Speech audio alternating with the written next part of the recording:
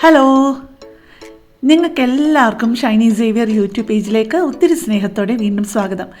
ഇന്ന് നിങ്ങൾക്കെല്ലാവർക്കും വളരെ നന്നായിട്ട് അറിയാവുന്ന ഒരു കറി തന്നെയാണ് ഞാൻ എൻ്റെ രീതിയിൽ ഒന്ന് പരിചയപ്പെടുത്തുന്നത്. കാച്ചിമോര്, മോരുകാച്ചിയത്തു എന്നൊക്കെ പറയുന്ന ആ ഒരു കറി തന്നെ. ഞാനിപ്പോൾ എടുത്തിരിക്കുന്നത് മിക്സിയുടെ ഏറ്റവും വലിയ ജാറാണ്. ആ ജാറിലോട്ട് ആദ്യം ഞാനൊരു 3/4 ലിറ്റർ നല്ല കട്ട തൈര് ഇട്ട് കൊടുത്തു.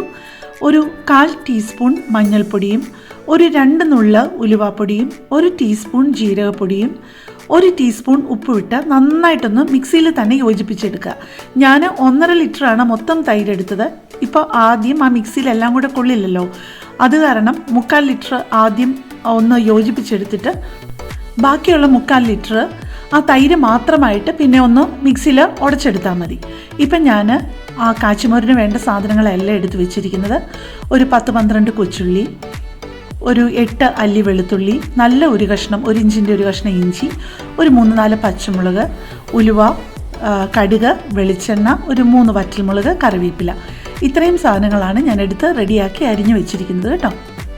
അപ്പം നമുക്ക് ആദ്യം ചെയ്യേണ്ടത്, ഒരു കടായിലേക്ക് ഒരു 1-1.5 ടേബിൾ സ്പൂൺ വെളിച്ചെണ്ണയോ നിങ്ങൾ ഉപയോഗിക്കുന്ന ഏതെണ്ണയാണെന്ന് വെച്ച് കഴിഞ്ഞാൽ അതൊഴിക്കുക.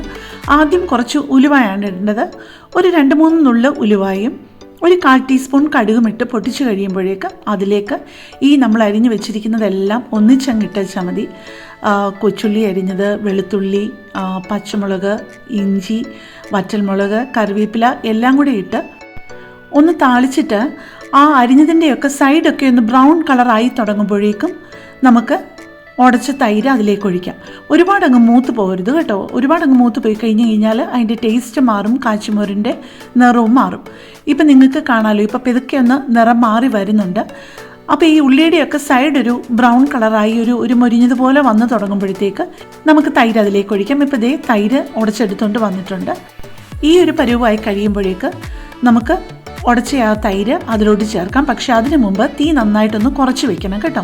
തീ ഒരുപാട് ഒന്നീ ലോ ഫ്ലെയിം ആയിരിക്കണം, അല്ലെങ്കിൽ ഓഫ് ചെയ്ത് കഴിഞ്ഞിട്ട് കുറച്ച് നേരം ഒന്ന് കഴിഞ്ഞ് ആ ചട്ടിയുടെ ചൂടൊന്ന് പോയി കഴിഞ്ഞിട്ട് തൈര് ഒഴിച്ചാലും മതി, അല്ലെങ്കിൽ പെട്ടെന്ന് പിരിഞ്ഞു പോവും.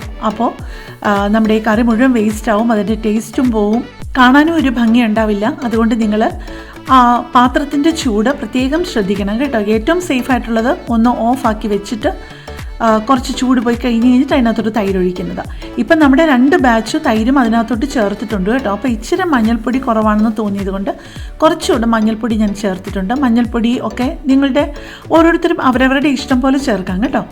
ഇപ്പം നിങ്ങൾ തൈര് ചേർക്കുന്നത്, ഈ പാത്രത്തിലേക്ക് ചേർക്കുന്നത് ഫ്ലെയിം ഓഫ് ചെയ്തിട്ടാണെന്നുണ്ടെന്നുണ്ടെങ്കിലും ലോ ഫ്ലെയിമിലാണെങ്കിലും ഇപ്പം ദേ നമുക്ക് ആ സ്പാച്ചിൽ നിന്ന് ആവി പോകുന്ന കണ്ടല്ലോ, അതാണ് ഇത് പാകമായിട്ടുണ്ട് എന്നുള്ളതിനുള്ള ഒരു സൈന്. അപ്പോൾ തന്നെ നമ്മൾ ആ സ്റ്റവ് ഓഫ് ചെയ്തിട്ട് കുറച്ച് നേരം കൊണ്ട് ഇളക്കിക്കൊണ്ടിരിക്കുക. എന്നിട്ട് വേറൊരു കാര്യം ശ്രദ്ധിക്കാനുള്ളത്, അപ്പം തന്നെ നമ്മൾ ആ ഉണ്ടാക്കിയ പാത്രത്തിൽ നിന്ന് നമ്മൾ സെർവ് ചെയ്യുന്ന പാത്രത്തിലോട്ട് അത് മാറ്റണം, അല്ലെങ്കിൽ ഫ്രിഡ്ജിൽ വെക്കുന്ന പാത്രത്തിലോട്ട് മാറ്റണം. ഞാൻ ചെയ്യുന്നത് എന്നാന്നോ, ഒരു വലിയൊരു പാത്രത്തിൽ വെള്ളം പിടിച്ചു വെച്ചിട്ട്, തണുത്ത വെള്ളം പിടിച്ചു വെച്ചിട്ട് അതിലേക്ക് ഞാൻ ഈ പാത്രം അങ്ങ് ഇറക്കി വയ്ക്കും, സെർവ് ചെയ്യുന്ന പാത്രം. അപ്പോൾ ഒരു കാരണവശാലും അത് ആ പാത്രത്തിൻ്റെ ചൂട് കൊണ്ട് തന്നെ ഇങ്ങനെ സൈഡൊക്കെ പിരിഞ്ഞതുപോലെ ആവുകയോ ഒന്നും ചെയ്യില്ല. നല്ല ഒന്നന്തരായിട്ട് കാച്ചിമോര് കിട്ടുകയും ചെയ്യും. നമുക്ക് പെട്ടെന്ന് ഉണ്ടാക്കാവുന്നതാണെങ്കിലും എല്ലാ കറികളുടെ കൂടെയും, വെജിറ്റേറിയൻ്റെ കൂടെയും നോൺ വെജിറ്റേറിയൻ്റെ കൂടെയും നമുക്ക് നന്നായിട്ട് ചേർന്ന് പോകുന്ന ഒരു കറി തന്നെയാണ് ഈ കാച്ചിമോര്. അപ്പോൾ എല്ലാവരും ഒന്ന് ട്രൈ ചെയ്യണേ. അപ്പം നമുക്ക് നാളെ വേറെ ഒരു വീഡിയോയുമായിട്ട് കാണാം. താങ്ക്